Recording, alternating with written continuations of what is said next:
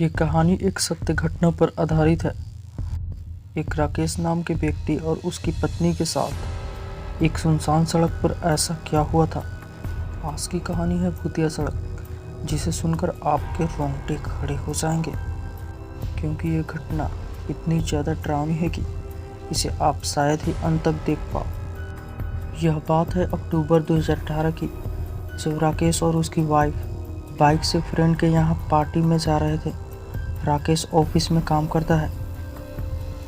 Office से छुट्टी होने में रात के 8 बज गए थे, क्योंकि आज ऑफिस में काम बहुत ज़्यादा था, इसलिए लेट हो गया था। राकेश छुट्टी होते ही जल्दी घर आया और अपनी वाइफ सुनीता को लेकर रात के करीब 9 बजे अपनी बाइक से दोस्त के यहाँ जाने के लिए निकल गया था। मगर उसे पता नहीं था यह रात उसके जीवन की सबसे भयानक रात होने वाली है। राकेश के घर से उसके दोस्त का घर करीब 40 किलोमीटर दूर था, जिसका रास्ता एक घने जंगल से होकर गुजरता था।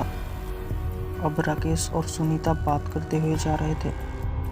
तभी सुनीता ने देखा कि एक ट्रक उनके पीछे लगातार हॉर्न बजा रहा है।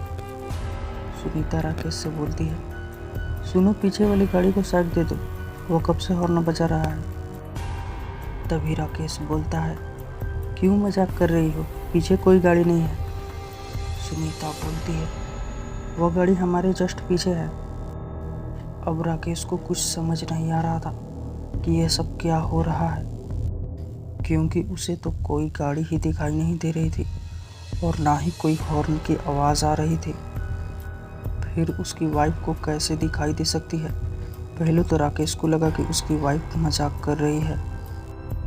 तभी राकेश को ध्यान आया कि उसकी वाइफ कभी भी ऐसे सुनसान रास्ते पर मजाक नहीं कर सकती। तभी वो ट्रक अचानक गायब हो जाता है। यह सब देखकर सुनीता को लगता है शायद ट्रक कहीं रुक गया होगा। कुछ दूर जाते ही सामने से अचानक वही ट्रक आ जाता है, परंतु इस बार वह ट्रक सिर्फ राकेश को ही दिखाई देता है। अचानक अपने सामने आते ट्रक को देखकर राकेश घबरा जाता है। तभी राकेश घबराहट से असंतुलित होकर बाइक से गिर जाता है। फिर सुनीता कहती है, क्या हुआ। राकेश कहता है, वह ट्रक हमारे ऊपर आने वाला था। उसकी वाइफ कहती है, यह तुम्हारा भ्रम था, सामने कोई ट्रक नहीं था। तभी राकेश पीछे मुड़कर देखता है तो वहाँ पर सच में कोई भी ट्रक नहीं था।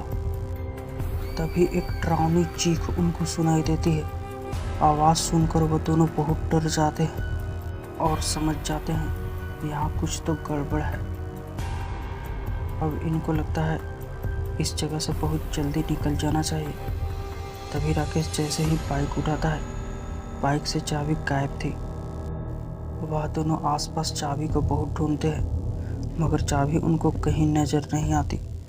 तभी अचानक सुनीता को आसमान में कुछ दिखाई देता है, कुछ धुआं जैसा। उसे देखकर सुनीता बहुत डर जाती है, क्योंकि वह कोई धुआं नहीं बल्कि कुछ आत्मा जैसा आसमान में घूम रहा था। कुछ आत्माएं आसमान में मंडरा रही थी तो कुछ उनके पास घूम रही थी, परंतु यह सब सुनीता को ही दिखाई दे रहा था। और साथ में वो लगातार डरावनी आवाज़ भी आ रही थी। यह सब देखकर सुनीता डर के मारे बेहोश हो जाती है। राकेश उसे होश में लाने की बहुत कोशिश करता है, परंतु वह उसे होश में नहीं ला पाता। तभी राकेश सोचता है वह किसी को कॉल करे, परंतु वह जैसे ही अपना फ़ोन देखता है, उसका फ़ोन तो बाइक के गिरने से टूट चुका था। अब इस सुनसान रास्ते में उसकी मदद कौन करेगा, यही सब राकेश सोचने लगता है। तभी अचानक दूर से एक कार आती दिखाई देती है। उसे देखकर राकेश को थोड़ी राहत मिलती है।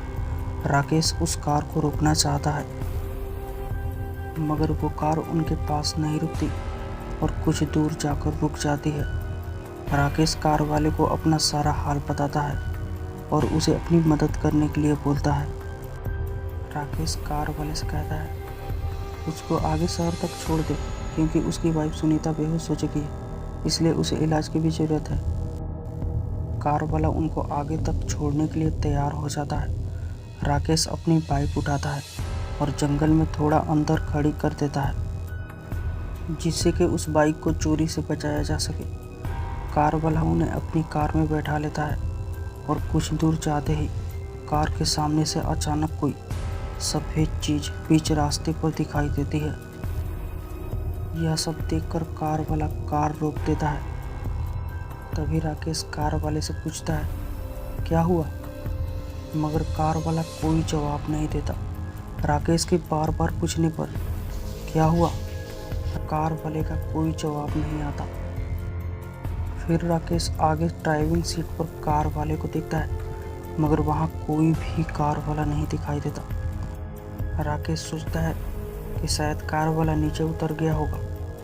वह भी उसे देखने के लिए कार के नीचे उतर जाता है, परंतु राकेश उस समय हैरान हो जाता है जब वह देखता है कि वो तो उसी जगह पर है जहाँ पर उसकी बाइक गिरी थी। यह सब देखकर राकेश को कुछ भी समझ नहीं आता है। फिर उसकी बाइक को बीच सड़क पर खड़ा देखकर उसके तो पैरों तले जमीन निकल जाती है, क्योंकि वह तो अपनी बाइक को जंगल के थोड़ा अंदर छोड़ आया था और फिर इतना सफ़र जो कार से तय किया वह कहाँ गया। फिर राकेश सुनीता को होश में लाता है। सुनीता के होश में आते ही दोनों डरते हुए बाइक के पास जाते हैं और राकेश देखता है कि उसकी चाबी उसके बाइक में ही लगी है। राकेश सुनीता से बोलता है, जल्दी आओ, हमें बहुत जल्दी यहाँ से निकल जाना चाहिए। तभी सुनीता राकेश से पूछती है, यह सब हमारे साथ क्या हो रहा है? परंतु राकेश खुद उसे कुछ भी बताने की हालत में नहीं था। वह सिर्फ इतना कहता है कि हमें जल्दी जल्दी यहाँ से निकल जाना है, और वो दोनों बाइक पर बैठकर चलने लगते हैं। मगर वो डरावनी आवाज़ उनका अब भी पीछा नहीं छोड़ रही थी। अब रात के करीब 12 बज चुके थे। आसमान में बिजली चमक रही थी और अंधेरी काली रात, सुनसान सड़क, ऊपर से ये हादसा, कुछ डरावनी आवाज़ें किसी को भी विचलित कर सकती थी। जैसे तैसे करके राकेश और सुनीता अपने दोस्त के यहाँ पहुँचते हैं। उनको देख उनका दोस्त कहता है, तुम लोग बहुत लेट हो गए हो, पार्टी तो कब की ख़त्म हो गई और सारे मेहमान घर जा चुके हैं। तभी उसके दोस्त के पिताजी राकेश से पूछते हैं, तुम बहुत घबराए हुए दिख रहे हो, आखिर इतनी घबराहट क्यों है? तब राकेश अपने साथ हुए हादसे के बारे में पूरी बात बताता है कि उनके साथ जंगल में क्या हुआ था। वो तो घर से यहाँ आने के लिए समय से ही निकले थे, परंतु रास्ते में वे लोग किस कारण से लेट हो गए थे। तभी राकेश के दोस्त के पिताजी बोलते हैं, आज तो अमावस्या है और जो चीज़ें तुम्हें दिखाई दे रही थी वो कोई साधारण चीज़ नहीं थी, क्योंकि वे जंगल में भटकती हुई आत्माएं थी जिनका मकसद हर किसी को परेशान करना रहता है। अब जब तुम सही सलामत आ ही गए हो तो आज रात यहीं रुकना और सुबह होते ही चले जाना, क्योंकि रात को जाना खतरे से खाली नहीं है। और राकेश और सुनीता वहीं रुक जाते हैं। इस खौफनाक हादसे के बाद राकेश और सुनीता कभी भी उस रास्ते से नहीं जाते हैं और आज भी वो हादसा याद करते ही डरा देता है। तो दोस्तों, आपको क्या लगता है उस रात राकेश और सुनीता के साथ क्या हुआ होगा? क्या यह सिर्फ उनका भ्रम था? यदि उनका भ्रम था तो ये दोनों को कैसे हो सकता है? और यदि यह उनका भ्रम नहीं था तो क्या उनके साथ हुआ हादसा जो उन्होंने देखा, वो आत्माएं, क्या वो सब हकीकत था? यदि आपके साथ या आपके परिवार या दोस्तों के साथ कभी भी कोई ऐसा हादसा हुआ है तो हमें कमेंट बॉक्स में ज़रूर बताएं। अगर ये घटना आपको अच्छी लगी हो तो वीडियो को एक लाइक कर दीजिएगा, और ये ऐसी और भी वीडियो के लिए चैनल को सब्सक्राइब करना ना भूलें। Thanks for watching.